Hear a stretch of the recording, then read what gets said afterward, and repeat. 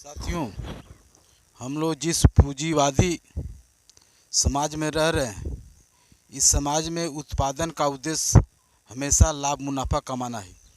अब कितना लाभ मुनाफा है, इसी कोई सीमा नहीं है।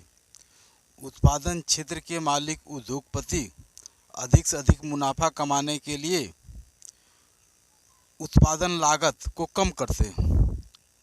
उत्पादन लागत में जो मज़दूरों पे जो मजदूरी होती है, वह लागत ज़्यादा कम करते हैं। इसके लिए आप देखे होंगे कि कारखाने में उद्योगपति अति उत्पादन करने वाला मशीन लाता है, ताकि कम से कम मज़दूरों के द्वारा उत्पादन को बढ़ाया जा सके। मज़दूरों को 8 घंटे की जगह 12 घंटे, 14 घंटे, 16 घंटे काम कराए जाते हैं, ताकि कम से कम मज़दूरों से ज़्यादा उत्पादन हो सके।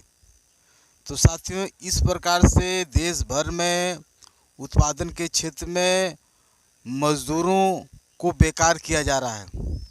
तो साथियों, इधर हाई टेक्नोलॉजी के द्वारा उत्पादन तो उत्तरोत्तर बढ़ते जा रहा है, उसी के विपरीत मज़दूरों की संख्या भी कम होती जा रही है, बेरोजगारी बढ़ती जा रही है। जब बेरोजगारी बढ़ेगी, अर्थात उनके पास जब पैसा नहीं आएगा, तो महंगाई भी बढ़ेगी। साथियों, वही उद्योगपति अपने उत्पादन को महंगे से महंगे दाम पर बेचकर महंगाई भी बढ़ा देते हैं। तो बेरोजगारी, महंगाई दोनों ही उद्योगपति क्रिएट करते हैं। तो साथियों, जब उत्पादन इधर उत्तरोत्तर बढ़ते जाएगा, उधर बेरोजगारी, महंगाई बढ़ती जाएगी, तो देश के बहुसंख्यक आबादी जो मज़दूरों की है, वह उत्पादन को नहीं खरीद पाएंगे। तो जो अतिरिक्त उत्पादन हो जा रहा है, उसके मुकाबले में उस रेट से जब खरीदारी नहीं बढ़ेगी, तो वह उत्पादन पड़े का पड़े रह जाएगा गोदामों में। इसी को बोलते हैं आर्थिक मंदी। यह आर्थिक मंदी इस पूंजीवादी साम्राज्यवादी व्यवस्था की देन है। तो साथियों, क्योंकि इस व्यवस्था में उत्पादन का उद्देश्य हमेशा जो है मुनाफा कमाने के लोगों की ज़रूरत पूरा करना। इस देश में लोग भूखे मर रहे हैं, इसका मतलब नहीं कि अनाज की कमी है। दवा के अभाव में लोग मर रहे हैं, इसका मतलब नहीं कि दवा की कमी है। घर के अभाव में लोग खुले आकाश में रह रहे हैं, यहाँ तक ठंडी और बरसात में भी, इसलिए नहीं कि घर की कमी है। तो साथ ही इस पूंजीवादी व्यवस्था का यह अंतर विरोध ही आर्थिक मंदी पैदा करता है।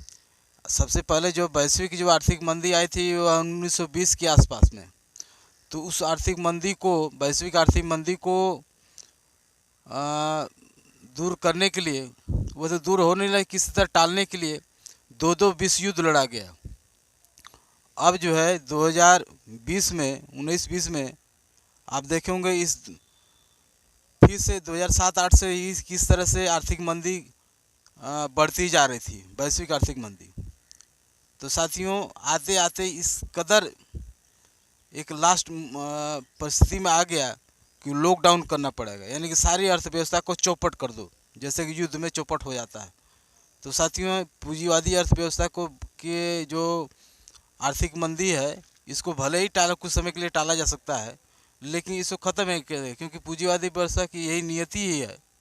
साथियों, यह पूंजीवादी अर्थव्यवस्था में जब तक यही सिस्टम रहेगा, जब तक पूंजीवादी व्यवस्था रहेगी, तब तक ऐसा ही होते रहेगा। साथियों, इसी को दूर करने के लिए या टालने के लिए एक और नियम बना दिया गया था, या सरकार के बाद एक्शन लेती है कि गरीबों को कुछ न कुछ दान देती है। जैसे किसानों को 500 रुपया महीना किसान सम्मान निधि के नाम पर।